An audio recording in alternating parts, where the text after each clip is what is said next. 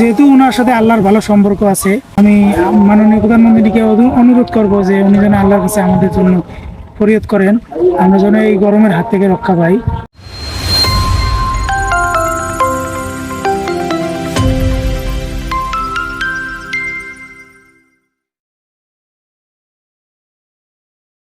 প্রচণ্ড গরমে অতিষ্ঠ হয়ে পড়েছে কুড়িগ্রামের নিম্ন আয়ের মানুষজন। দিনের তাপমাত্রা অসহনীয় অবস্থা ধারণ করায় একান্ত প্রয়োজন ছাড়া বাড়ি থেকে বের হচ্ছেন না কেউ। বিভিন্ন স্থানে গাছের ছায়ায় টং পেতে বিশ্রাম নিতে দেখা যাচ্ছে সাধারণ মানুষজনকে, কিন্তু সে উপায় নেই খেটে খাওয়া নিম্ন আয়ের মানুষজনের। অসহনীয় তাপমাত্রাকে উপেক্ষা করে কাজে যেতেই হচ্ছে তাদের। তাপমাত্রা বেশি, এই দিনে কাজ করি খাওয়া খুব কষ্ট হয়। তাপমাত্রা জ্বলন্ত ধরে গেছে, কর্মকাজ করতে পারতেছি না মাঠের মধ্যে। এখন কি করে খাবো? কাজকর্ম একদম বন্ধ হয়ে গেছে। যদি একদিন কাজ করি তা 5 দিন করতে পারি না।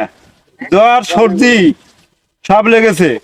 তাপমাত্রা বেশি, খুব রোদ, বালু, ধুলে আমরা তৃষ্টি বের পাই না, কি করি খামো। নদীর জেলা কুড়িগ্রাম, এ জেলায় রয়েছে 4 শতাধিক চর। চরগুলোতে ধান কাটা শুরু হয়েছে, পরিপক্ক হয়েছে ভুট্টাও। পাট বোনার জমি তৈরি করতে ব্যস্ত সময় পার করছেন কৃষকরা। প্রচণ্ড গরমের সঙ্গে পাল্লা দিয়ে বেড়েছে লোডশেডিংও, ফলে পর্যাপ্ত সেচের অভাবে ফসলাদির ব্যাপক ক্ষয়ক্ষতির আশঙ্কা করছেন কৃষকরা।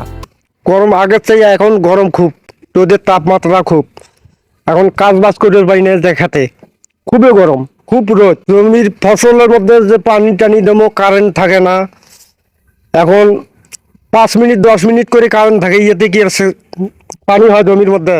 তা তো হয় না, ফসল নষ্ট হয়ে যাচ্ছে। গরমের তাপতে, রোদের তাপতে ফসল পুরি পুরি যাবার লাগছে। এই যে গরম ভাই, গরমে ভাই খোলা যায় না ভাই, অনেক তাপমাত্রা অনেক করা ভাই, বুঝছেন। গরমে কুলাইতে পারি না ভাই, থাকে ভাই কিন্তু ভোল্টেজ থাকে না ভাই, গাড়ি চার্জ হয় না ভাই, বুঝছেন। অনেক গাড়ি হাফ বেলা চালান যায় আর হাফ বেলা গাড়ি চালান যায় না ভাই। যেহেতু ওনার সাথে আল্লাহর ভালো সম্পর্ক আছে, আল্লাহর কাছে চাইলে ওনাকে আল্লাহ তাআলা ফিরাই দেয় না। আমি মাননীয় প্রধানমন্ত্রীকে অনুরোধ করব যে উনি যেন আল্লাহর কাছে আমাদের জন্য ফরিয়াদ করেন, আমরা যেন এই গরমের হাত থেকে রক্ষা পাই। ওনার কাছে আমার এটা বিনীতভাবে অনুরোধ জানাচ্ছি।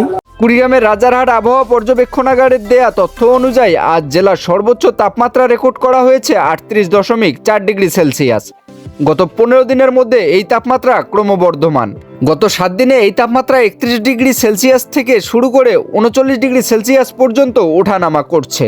আবহাওয়া অফিসের দেয়া তথ্য অনুযায়ী এই তাপপ্রবাহ সহসাই কমে যাওয়ার খুব সম্ভাবনা নেই।